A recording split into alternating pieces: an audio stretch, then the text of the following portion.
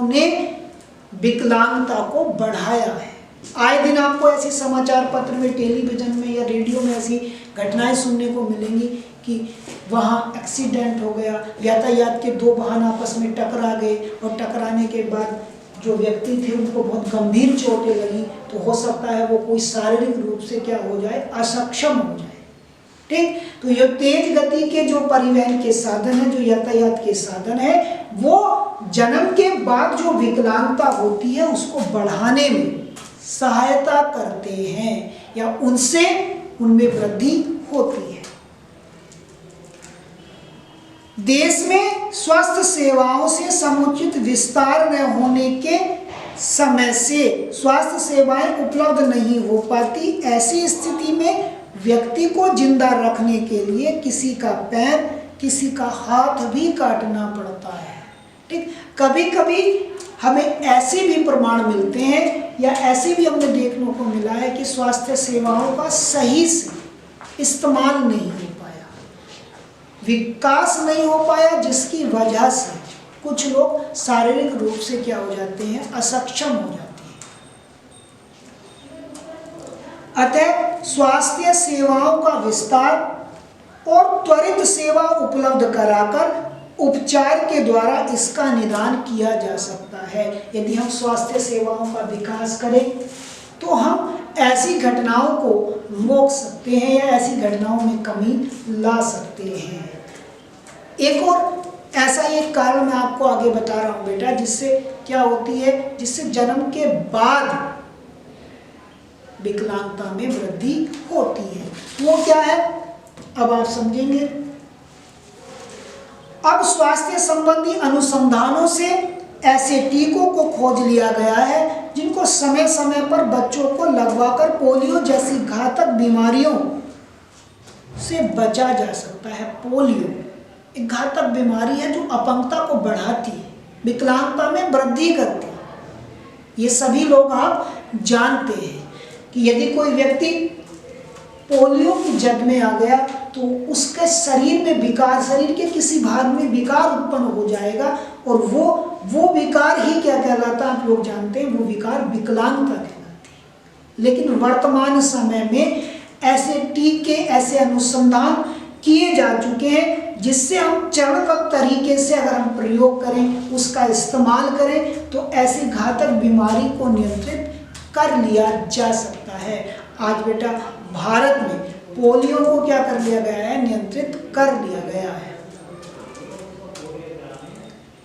इन स्वास्थ्य संबंधी टीकों की जानकारी लोगों को देना अपंगता निवारण में महत्वपूर्ण सहयोग होगा। लोगों को जन जन तक ऐसी चीज़ों का प्रसार किया जाए जिससे हम अपंगता को क्या कर सकें, रोक सकें।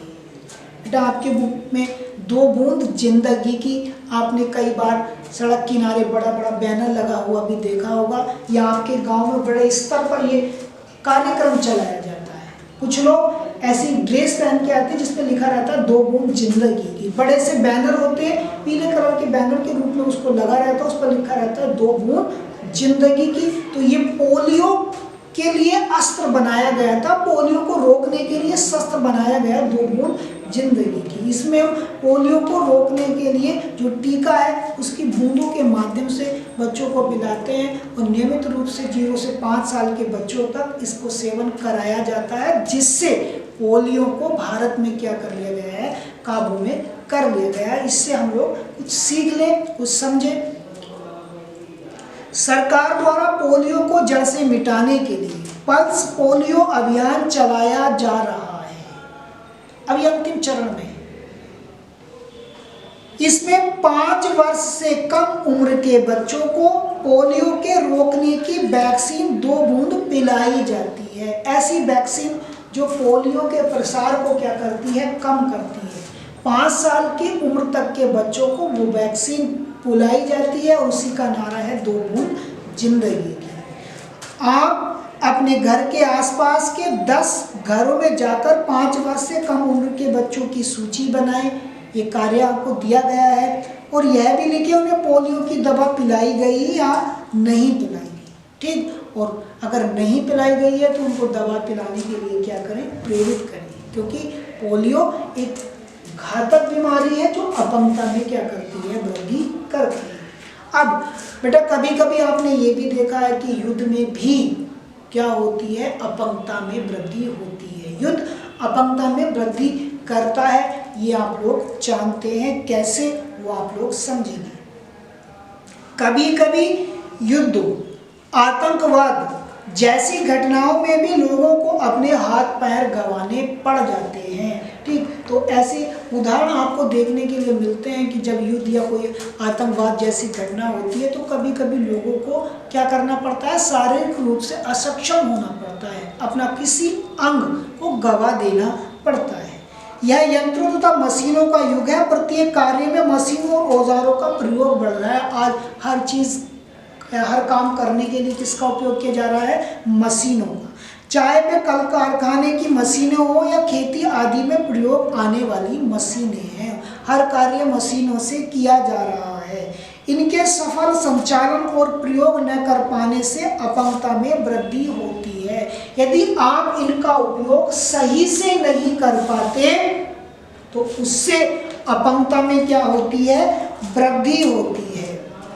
अतः जागरूकता इस बात की है कि हमें देश के नागरिकों में ऐसी दक्षता, ऐसी कुशलता विकसित करें जो सावधानी पूर्वक मशीनों का संचालन कर सके और अपने को अपंग होने से बचा सके।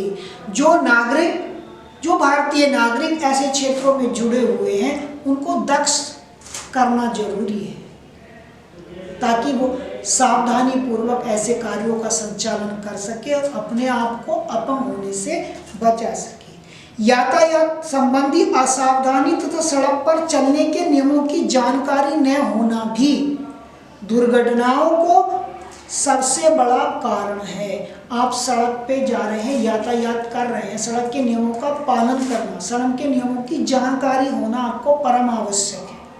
यदि आपको जानकारी नहीं होगी तो निश्चित रूप से ठीक कहीं ना कहीं आपके जीवन में क्या होगी, दिक्कत होगी। प्रतिदिन वाहन एक दूसरे से टकरा रहे हैं जिससे बहुत से लोग घायल और अपंग होते जा रहे हैं। अतः इससे बचने के लिए सड़क पर चलने के नियमों की जानकारी आवश्यक है।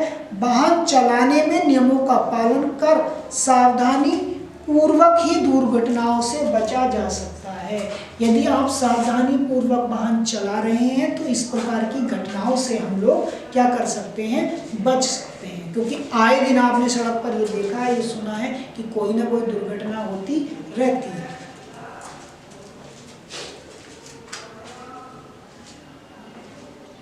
अब हमारा दायित्व क्या है वो आप लोग समझेंगे। असक्षम लोगों के प्रति समाज का दृष्टिकोण, जिनका शरीर का कोई भाग में विकार हो गया है तो ऐसा लोग असक्षम कहलाते हैं। अब ऐसे असक्षम लोगों के प्रति समाज का दृष्टिकोण बदला है, बदलाव आया है। कैसे आया है? उन्हें पहले एक अभिशाप के रूप में देखा जा सकता था। पहले अगर कोई व्यक्ति अपंग हो गया तो उसको अभिशाप माना जाता था,